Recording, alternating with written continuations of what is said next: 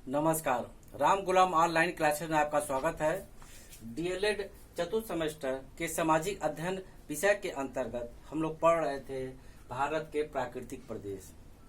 इसके पहले वाले क्लास में हम लोगों ने भारत के प्राकृतिक प्रदेश के तीसरे भाग का अध्ययन किया, पठारी भाग का, और आज अध्ययन करेंगे चौथे भाग का, तटवर्ती मैदान एवं द्वीप समूह।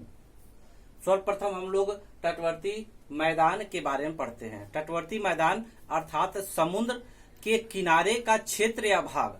तटवर्ती मैदान समुद्र के किनारे का क्षेत्र या मैदान, जैसे बम्बई के किनारे हो गया, गुजरात के किनारे हो गया, उड़ीसा आदि, जो भी इस किनारे पर प्रदेश हैं या नगर हैं, उनके किनारे का क्षेत्र यानी समुद्र के किनारे का स्थान। आगे देखते हैं।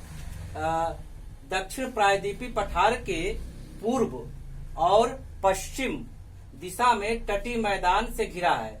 यानी दक्षिण प्रायद्वीपीय पठार के पूर्व और पश्चिम दिशा में तटीय मैदान से घिरा है, और उत्तर में यह क्षेत्र चौड़ा है। यानी इस क्षेत्र का जो विस्तार है, उत्तर में यह क्षेत्र चौड़ा है, और गुजरात का मैदान, इसके अंतर्गत गुजरात का मैदान आता है। दक्षिण में सकरा होता चला जाता है, यानी दक्षिण में जब जाते हैं तो यह क्या होता है, यह सकरा होता चला जाता है स्थान। और इसका जो विस्तार है, पश्चिमी घाट से अरब सागर के तट के बीच में है। यानी पश्चिमी घाट और अरब सागर के तट के बीच के स्थान में यह क्षेत्र विस्तृत है। गुजरात से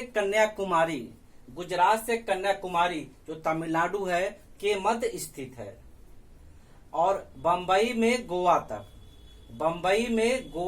तक कोंकण तट, मध्यवर्ती भाग कन्नड़ तट, दक्षिण केरल तटीय मैदान, मालाबार में खारे पानी की झील भी है। ये सब स्थान का नाम है कि बम्बई से गोवा तक फैला हुआ है, कोंकण तट में फैला हुआ, कोंकण तट में फैला हुआ है, मध्यवर्ती भाग में फैला हुआ है, दक्षिण केरल में फैला हुआ है, एवं मालाबार मैदान में फैला हुआ है। और मालाबार क्षेत्र के अंतर्गत खारे पानी की झील यानी समुद्र के जल से बनी झील के लैंगून है। लैंगून जो समुद्र के जल से उसके किनारे अलग क्षेत्र में बनता है, उसको लैंगून या झील कहते हैं, खारे पानी का कहते हैं। स्थानीय भाषा में इस लैंगून को स्थानीय भाषा में याल के नाम से जानते हैं। और पूर्वी तट एवं बंगाल की खाड़ी के मध्य के मुहाने से दक्षिण में कन्याकुमारी तक विस्तृत है। पुनः सुन लीजिए। पूर्वी घाट एवं बंगाल की खाड़ी के मध्य गंगा के मुहाने से दक्षिण में कन्याकुमारी तक विस्तृत है। इसके उत्तरी भाग में जो स्थान है उसको उत्तरी सरकार, और दक्षिणी भाग में जो स्थान है उसको कोरोमंडल, यानी इसके दक्षिणी भाग को कोरोमंडल कहते हैं। और इसके अलावा पूर्वी तटीय भाग में प्रमुख रूप से महानदी, गोदावरी, कृष्णा, कावेरी। पुनः सुन लीजिए। इसके पूर्वी तटीय क्षेत्र में जो नदी है उसका नाम महानदी, गोदावरी, कृष्णा, कावेरी नदी के डेल्टा से बना क्षेत्र है। यानी डेल्टा हम इसके पहले वाले 1-2 क्लास में चर्चा कर चुके हैं। नदियों द्वारा लाए गए उपजाऊ तत्व से बने क्षेत्र या मैदान को या भूमि को हम डेल्टा कहते हैं। जब नदियों द्वारा विभिन्न उपजाऊ तत्व, जब नदी बह के अपने जल को लाती है तो वो पृथ्वी के ऊपरी उपजाऊ तत्व को एवं अन्य तत्व उसमें आकर के जहां एक किनारे पर जहां बहाव कम होता है वहां एकत्र हो जाते हैं, और उससे जो क्षेत्र बनता है, डेल्टाई क्षेत्र बनता है, वह अत्यधिक उपजाऊ होता है। उसमें ना खाद की आवश्यकता होती, ना पानी की, क्योंकि उतराई क्षेत्र के आसपास होता है। तो इस प्रकार की भूमि में अच्छी पैदावार होती है, जैसे फल या सब्जी लोग लगा देते हैं और अपने आप अच्छी पैदावार होती है। इसके आगे देखते हैं। यह भूमि अत्यधिक उपजाऊ है, चर्चा हो चुका है। इसके आगे उड़ीसा के तटीय भाग में जो स्थान है उत्कल और कलिंग का मैदान है। उड़ीसा के तटीय भाग में उत्कल, जब हम जनगणमन पढ़ते हैं तो उत्कल का नाम आता है, और कलिंग का मैदान है। कलिंग जो उड़ीसा में है, सम्राट अशोक के जब हम जीवन का अध्ययन करते हैं तो कलिंग का युद्ध उनके जीवन में एक महत्वपूर्ण स्थान रखता है। वही स्थान का ये नाम है कलिंग, जो उड़ीसा में है। और इस आप सब जानते भी होंगे, पुनः एक बार संक्षिप्त बता दें, सम्राट अशोक का जब कलिंग में युद्ध हुआ उसके बाद उसके जीवन में इस प्रकार परिवर्तन हुआ कि वो आने वाले समय में, यानी उस युद्ध के बाद जीवन में कभी भी युद्ध न करने की उन्होंने दृढ़ संकल्पना की, और उसके बाद सारा जीवन समाज सेवा में लगा दिया। बौद्ध धर्म को ग्रहण करते हुए देश विदेश में प्रचार किया अपने और अपने परिवार जनों के साथ। आगे देखते हैं। इसके पूर्वी तटीय भागों में चिल्का झील बहुत ही मशहूर है भारत की। चिल्का झील जो उड़ीसा में है, इसके अलावा पुलिकट झील या पुलिकट लैंगून जो आंध्र प्रदेश और तमिलनाडु दोनों क्षेत्र में इसका क्षेत्र पड़ता है। अब पुनः सुन लीजिए, प्रश्न बनता है चिल्का झील कहाँ है? भारत में तो है ही, हम सब जान रहे हैं। चिल्का झील कहाँ है या चिल्का झील कैसी झील है? एक खारे पानी की झील है, क्योंकि समुद्र के जल से निर्मित हुई है, इसलिए खारे पानी की झील है। और जो प्रश्न बनता है चिल्का झील किस स्थान पर है या किस राज्य में है, तो उड़ीसा राज्य में है। बहुत ही मशहूर है, ये परीक्षा उपयोगी प्रश्न है। बहुत से परीक्षा में हमने देखा है कि ये प्रश्न के रूप में बन के आया कि चिल्का झील जो खारे पानी की झील है ये कहाँ है? ये उड़ीसा में है। इसके बाद हम देखते हैं, इसके आगे का अध्ययन करते हैं कि इन क्षेत्रों में उद्योग धंधे का क्या स्थान है या इनका रहन सहन क्या है, और इसके बारे में हम अध्ययन करेंगे। जीवन है वो जनजीवन इन क्षेत्रों में किस प्रकार का होगा। हम अगर कल्पना करें कि समुद्र के किनारे का स्थान है, मछली संबंधी उद्योग हो सकता है, या व्यापार संबंधी उद्योग हो सकता है, खेती संबंधी उद्योग हो सकता है, यही अधिक इन क्षेत्रों में होगा। आइए इन क्षेत्रों के जनजीवन उद्योग के बारे में अध्ययन करें। सर्वप्रथम मानव जनजीवन, यानी तटीय क्षेत्र का मानव जनजीवन क्या होगा।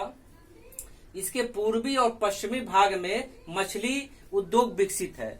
जब समुद्र के किनारे का क्षेत्र है तो स्वाभाविक रूप से समुद्र में मछली पकड़ने का सबसे सर्वोत्तम अवसर है और स्थान भी है। और जब ये उद्योग जब इतनी अच्छी परिस्थिति उपलब्ध करा रहा है तो हमको उसका उपयोग करना चाहिए। यही कारण है कि समुद्र तटीय पूर्वी और पश्चिमी भाग में मछली उद्योग अपने उन्नत दशा में है। आप जान ही रहे कि मछली पकड़ने का काम मछुआरे करते हैं और उसका अपना जीवन यापन के साथ उसका निर्यात करते हैं। आगे देखते हैं, डेल्टाई क्षेत्र में कृषि भी होती है। डेल्टाई यानी जो उसके किनारे का समुद्र तट्टी के किनारे का क्षेत्र है, जहां पर नदियों या समुद्र के द्वारा लाए गए उपजाऊ तत्व से बने क्षेत्र होते हैं, वहां पर कृषि होती है, बागायती कृषि आदि विशेष रूप से की जाती है। आगे देखते हैं, ये तो मानव जीवन हो गया कि मानव जीवन मछली उद्योग पर आधारित है, कृषि पर आधारित है, यानी वहां के लोगों का हम कह सकते हैं व्यवसाय, काम धंधे क्या करते हैं। तो बहुत से लोग मछली व्यवसाय में लगे हैं और बहुत से लोग खेती करते हैं, इन्हीं यही मुख्य वहां का व्यवसाय है। आगे देखते हैं, कृषि यानी खेती। क्या खेती होती है? माला व तट पर कृषि की प्रधानता है, यानी यह क्षेत्र अत्यधिक उपजाऊ है। यहाँ पर जहाँ क्षेत्र उपजाऊ होगा तो खेती होगी। तो माला व तट कृषि के लिए प्रधानता है और यह स्थान फल उत्पादन के लिए सर्वोत्तम है। जब भूमि उपजाऊ है तो इन क्षेत्रों में फल उत्पादन होता है। इसके अलावा रबड़ की पैदावार होती है, चाय की पैदावार कुछ होती है, मसाले की पैदावार होती है, काजू की पैदावार होती है, केला की पैदावार होती है, नारियल आदि अच्छी मात्रा में उत्पन्न होता है। इसके अलावा कोंकण तट में धान यानी चावल, धान या चावल का उत्पादन होता है। चारा, पशुओं के लिए चारा होता है, तो उसके लिए भी कुछ ऐसे फसल है या कुछ ऐसे पौधे हैं जो चारे के रूप में प्रयोग किए जाते हैं। रागी, तिलहन, गन्ना और धान की खेती के साथ साथ नारियल और सुपारी का भी उत्पादन होता है। जो धान की खेती होती है किनारे किनारे उसके नारियल और सुपारी का भी उत्पादन होता है, यानी बहु फसल उत्पादन। बीच में नारियल है, किनारे के बीच में धान की खेती है और किनारे के नारियल सुपारी का पौधा या पेड़ लगा के उत्पादन किया जाता है। इसके अलावा मछली व्यवसाय बता ही चुके, चाहे कोई तट हो, चाहे पूर्वी हो, पश्चिमी हो, अगर समुद्र तटीय क्षेत्र है तो वहां पर मछली उत्पादन की संभावना हमेशा बनी रहती है। और मछली व्यवसाय वहां का प्रमुख व्यवसाय में से एक व्यवसाय है, जिसमें विभिन्न अधिक मात्रा में लोग इसमें लगे हैं। इसके अलावा पूर्वी तट में चावल का उत्पादन, जूट का उत्पादन, तंबाकू का उत्पादन, गन्ना का उत्पादन, मक्का का उत्पादन, मूंगफली का उत्पादन, तिलहन का उत्पादन, मसाले में काली मिर्च और इलायची।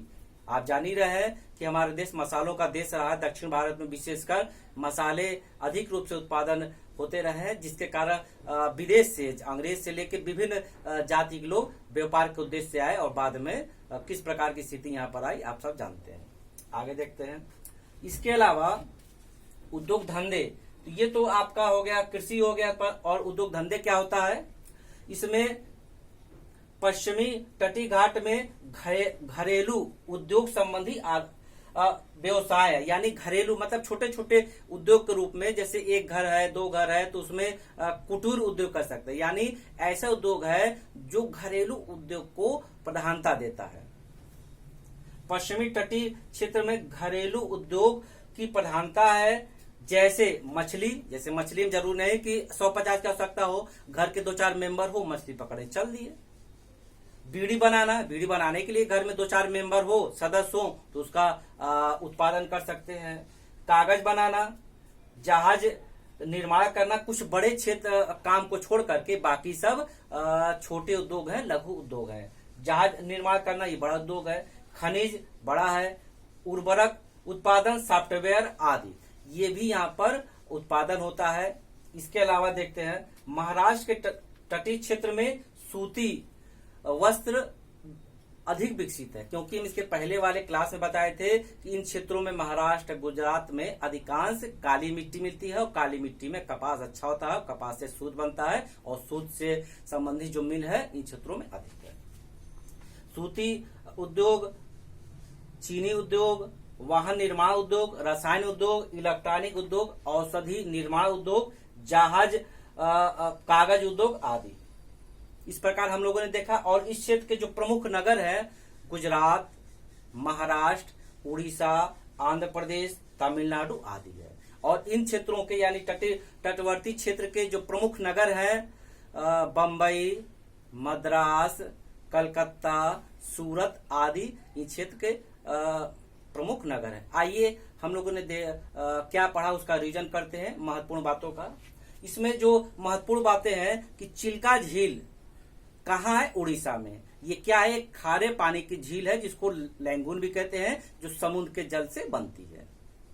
और इन क्षेत्रों में नारियल का उत्पादन होता है। समुद्र तटीय मैदान या क्षेत्र हम उसको कह सकते हैं, जो समुद्र के किनारे के क्षेत्र को समुद्र तटीय मैदान कहते हैं। इसके बाद वाले क्लास में इसका जो इसी में एक जो पार्ट है द्वीप समूह, जिसमें अंडमान निकोबार द्वीप समूह आदि आते हैं, इसके अगले क्लास में हम लोग चर्चा करेंगे। जो बड़ा ही महत्वपूर्ण है, जिसमें हम लोग बताएंगे, चर्चा करेंगे कि काला पानी जो अंग्रेजों के समय भारतीयों को सजा दिया जाता था, इन्हीं द्वीप समूह में स्थित है।